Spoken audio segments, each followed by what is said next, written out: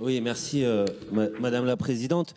Derrière ce débat, il y a bien sûr un débat sur la question de la participation des plus grandes fortunes à la solidarité nationale, mais il y a aussi un débat sur la crédibilité de la parole publique. Pourquoi ? Parce que quand vous avez pris cette décision en 2017 et quand elle a été contestée, un certain nombre de porte-parole de la majorité à l'époque avaient pris un engagement.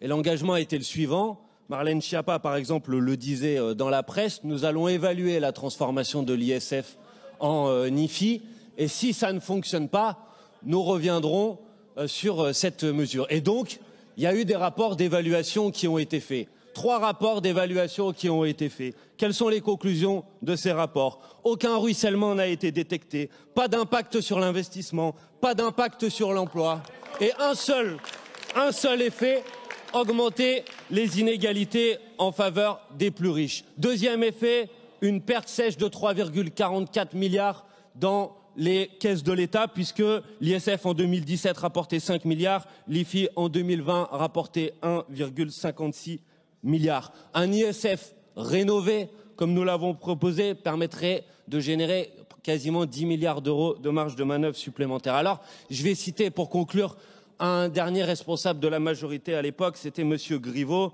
Monsieur Griveaux disait si quelque chose ne marche pas, on n'est pas idiot, on va le changer. Et comme je ne voudrais pas être déplaisant avec les collègues de cette Assemblée, je suis sûr que vous allez le changer. Je vous remercie. Madame Pérez-Beaune. Oui, merci Madame la Présidente. Depuis 15 heures, donc depuis la reprise de la session, on a eu une vingtaine d'amendements sur